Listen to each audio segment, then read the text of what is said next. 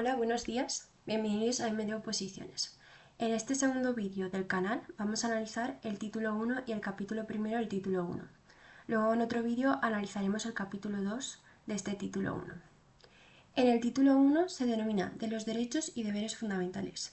Importante saberse el nombre, tanto el título 1, el capítulo primero, el capítulo segundo y luego dentro del capítulo segundo las secciones que hay 1 y 2, porque a veces intentan confundir preguntando sobre cómo se llama cada título o capítulo o sección correspondiente. Bien, en el título 1 tenemos un capítulo suelto que es el artículo 10 y dice lo siguiente: la dignidad de la persona, los derechos inviolables que le son inherentes, el libre desarrollo de la personalidad, el respeto a la ley y a los derechos de los demás son fundamento del orden político y de la paz social.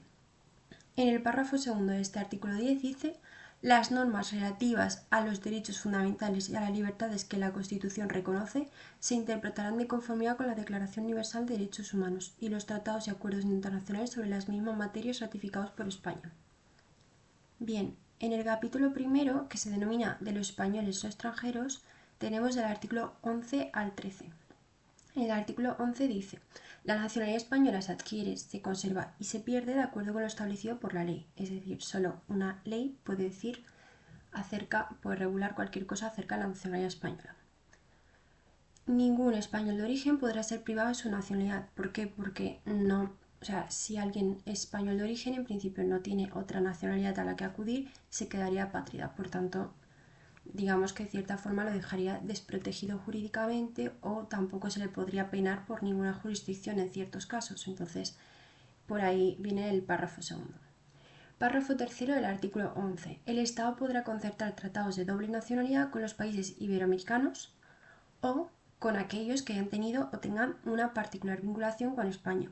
En estos mismos países, aun cuando no se reconozca a sus ciudadanos un derecho recíproco, podrá naturalizarse los españoles sin perder su nacionalidad de origen. Es decir, bueno, en este caso los iberoamericanos todos tienen, digamos, ese derecho, además de ciertas ventajas como poder nacionalizarse después de 2 años. Y sin embargo sí que existe, por ejemplo, tratados de doble nacionalidad que se han ido firmando a lo largo de los años. Por ejemplo, el más destacado que yo conozco con un país de la Unión Europea, cosa que es bastante, no tiene ninguna ventaja a nivel de nacionalidad porque son 10 años mínimo de residencia, pues se ha hecho un tratado de doble nacionalidad con Francia en el año 2021. Vale, artículo 12. Los españoles son mayores de edad a los 18 años. Eso lo sabe todo el mundo. Solo tenéis que saber que está en el artículo 12.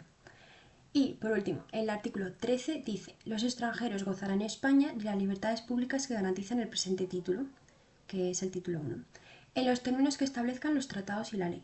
Solamente los españoles serán titulares de los derechos reconocidos en el artículo 23. ¿Por qué? Porque son los derechos de voto y en principio, pues claro, residiendo aquí, igual reside 2 semanas, pues no tiene sentido que alguien que venga a pasar las vacaciones, por ejemplo, venga a votar.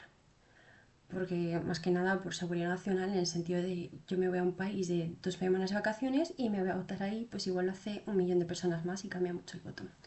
Salvo lo que, atendiendo a criterios de reciprocidad, pueda establecerse por tratado o ley para el derecho de sufragio activo y pasivo en las elecciones municipales. La extradición solo se concederá en cumplimiento de un tratado o de la ley, atendiendo al principio de reciprocidad. Es decir, extradición significa que alguien que tenga algún delito que no es político puedan exigirlo cuando se ha ido a otro país. Y por ese tanto tiene que haber como por parte de ese país, para que yo pueda dar, España, pueda dar un fugitivo que se me ha metido en mi territorio, pues lo mismo tiene que hacer el otro país, tiene que tener un tratado o algo que haga una ley que diga que cuando yo tenga esa necesidad de coger un fugitivo que no sea político, sin incluir el terrorismo que viene después, pues entonces pues que lo pueda hacer también. Entonces dice: quedan excluidos de la extradición los delitos políticos, no considerándose como tales los actos de terrorismo, obviamente. Terrorismo nunca es político porque, no tiene sentido. La ley establecerá los términos en que los ciudadanos de otros países y los apátridas podrán gozar del derecho de asilo en España. Es decir, tiene que ser por ley sí o sí, no puede ser por un reglamento, por ejemplo. Bueno, pues hasta aquí. Muchísimas gracias por verlo y nos vemos en el siguiente vídeo.